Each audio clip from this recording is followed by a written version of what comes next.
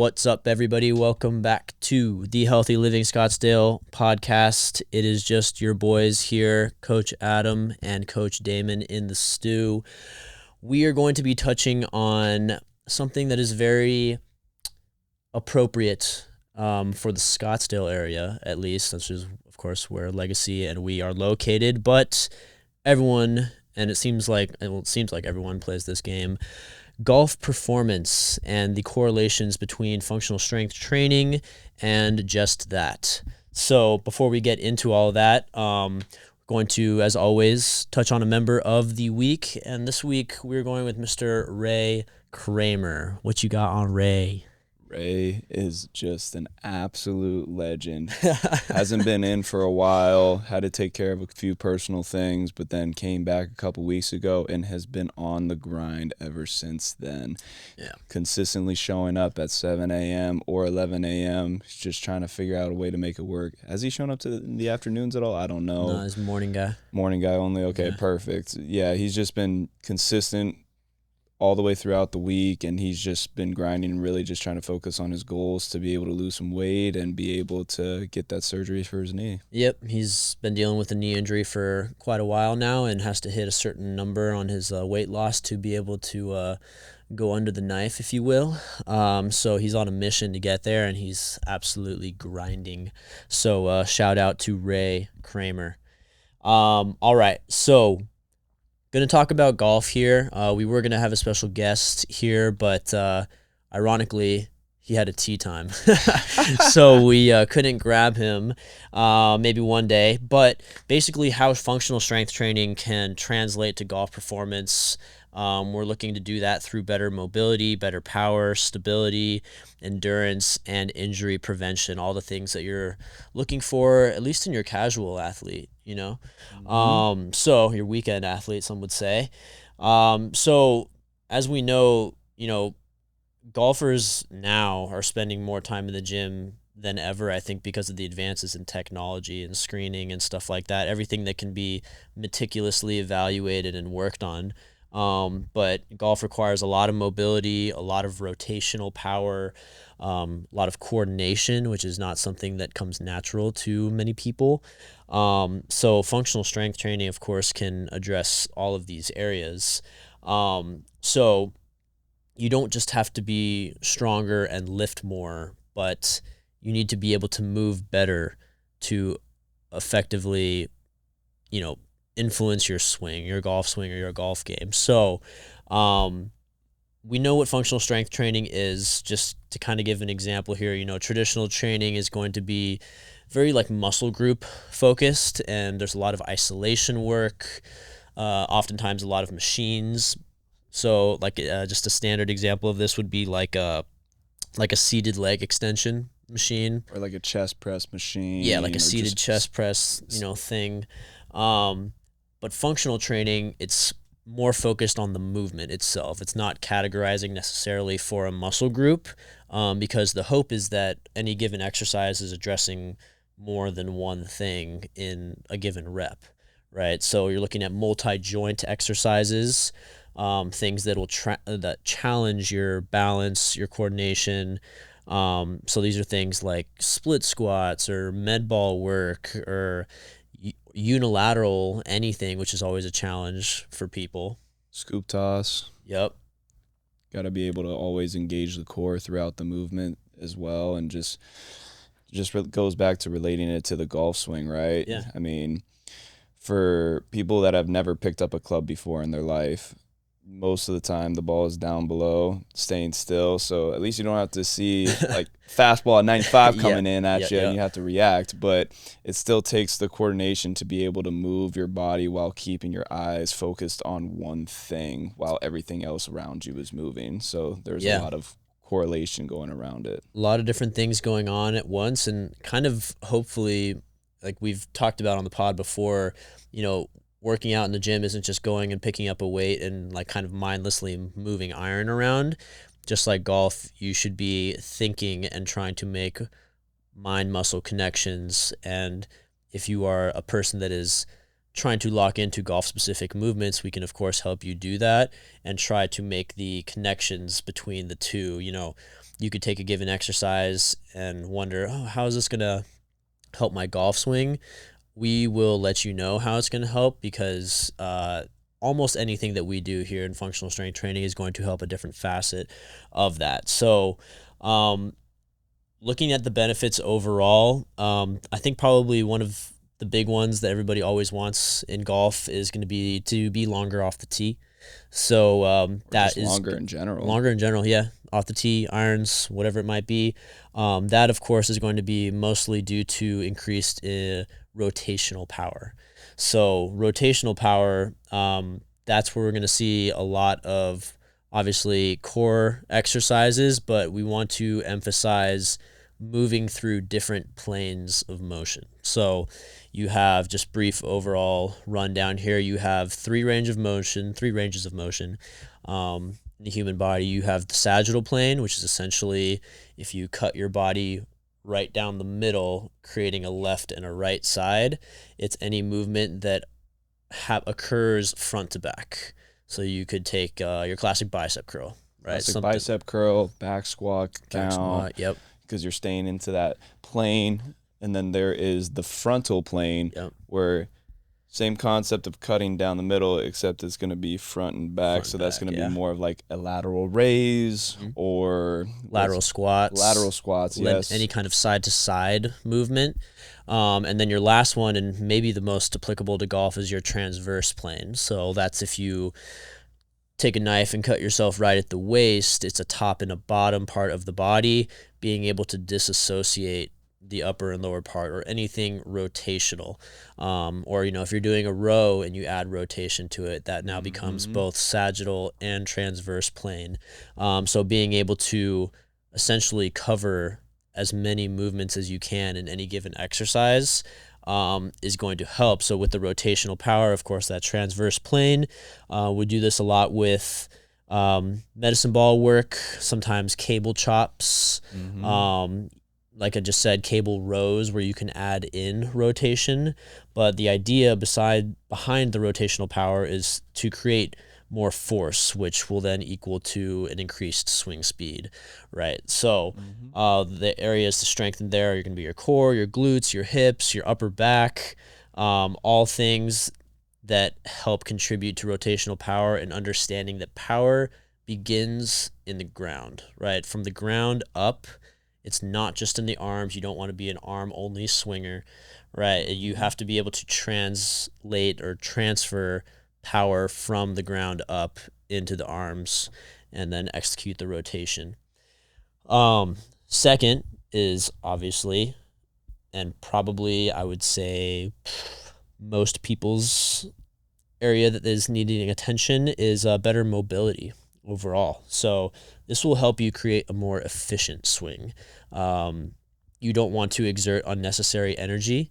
So the best way to do that is to be efficient with your swing, and that is to have all ranges of motion accessible to you in a given swing. So, and for context on what he's saying, like as an example of greater mobility versus maybe mobility that needs a little bit more improvement in a golf swing specifically, is somebody that has less mobility that needs some work is probably not rotating their hips, and it's just all shoulders, and they're probably wondering why that is not going as far. Back to the arms only swing. Exactly.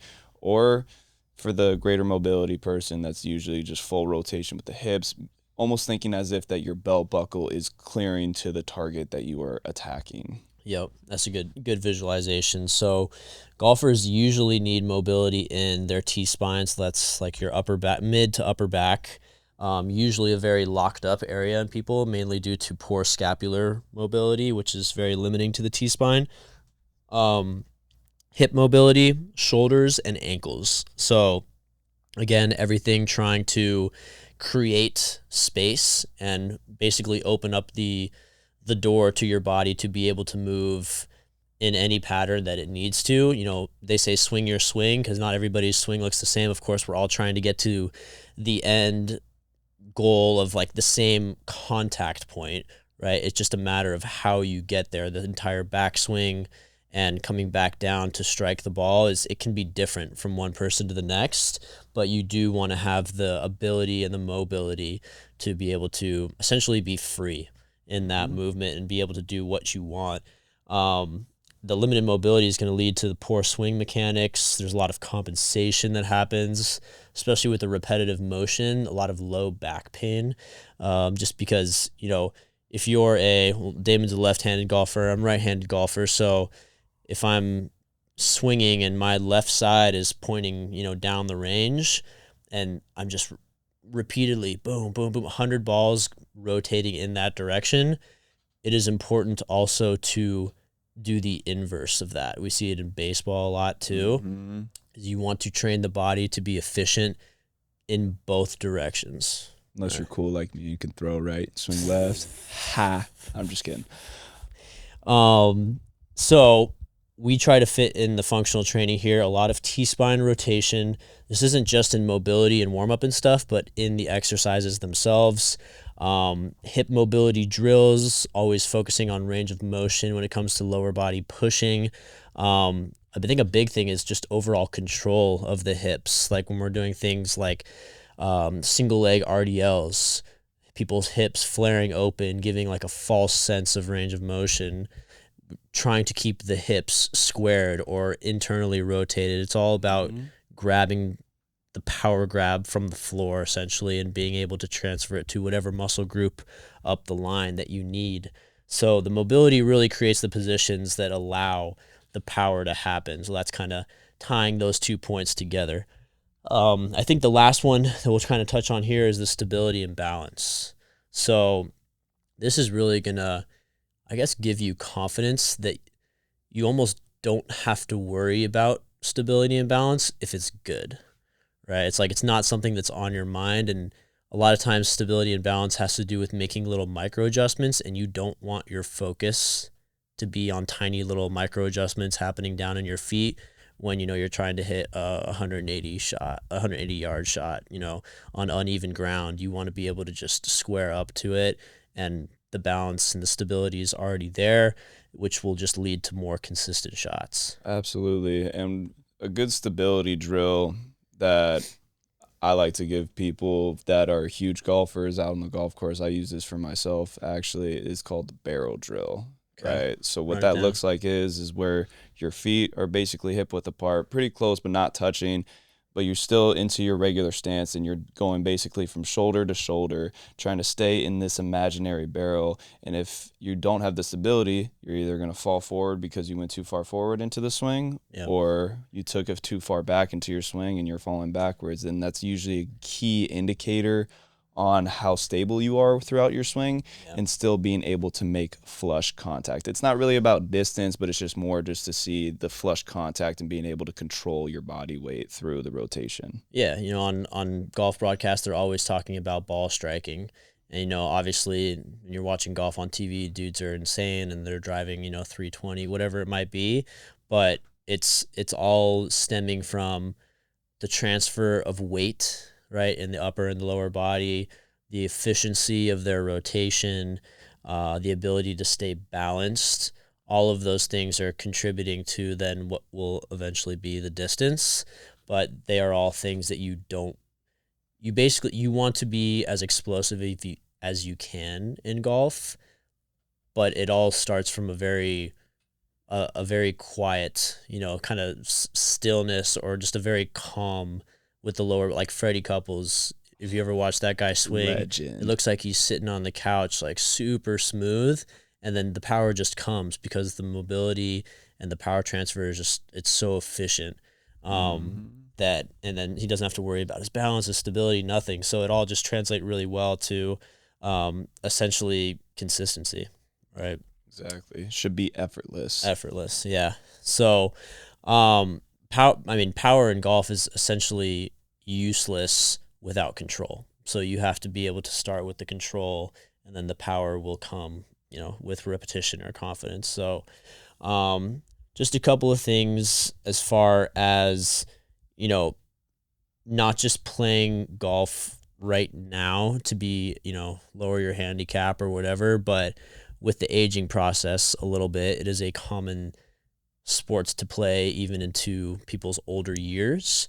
And you want to be able to do that pain free, right? You want to be, you can, if you can golf into your late 80s, you know, it's not unheard. Like, it happens all the time. You walk out on the course on a Saturday or Sunday, there's older people out, and they're playing because they've essentially built up an endurance, right? So there's an endurance level to golf that I feel like a lot of people probably don't recognize. You know, it looks very leisurely, but it's very demanding as far as, you know, the amount of walking that you're doing. The repeated swings themselves is obviously a lot of, you know, it's anywhere from, depending on how good you are, 65 to 120 strokes out on the course over 3 to 4 hours. That's not So including the practice range. not, yeah, if you're out there beforehand, it's not including that. So a lot of mental focus as well, and just kind of like postural endurance, I guess, is a term for it. So it's like, I don't know, just basically being able to sustain the body control or the energy that you need to get through 18 holes of golf. It's not super easy. So it's kind of, to do our conditioning in functional strength training will of course translate to overall better endurance. But you know, it's going to help with your work capacity. Your core endurance will be built up if you're working core in multiple planes. You know, no unexpected movements. You know, you want to be able to introduce in the gym every possible movement pattern that you could possibly see on a golf course, just so your body's prepared for it. And I think one actually that you brought up to me earlier this week that we're going to start throwing into the programming is grip strength. Oh, yeah. You want to talk about that a little bit? Absolutely. I mean, grip strength is everything, right? I mean, it's the things that holds our groceries, or being able to hold our, I guess, our clients' grandkids or kids, whoever, Yeah. however old they might be. Yeah. But it also relates into golf. You're holding the same or different stick every single swing, Yeah. and it's got to be able to maintain that strength throughout the whole swing, and you got to repeat that.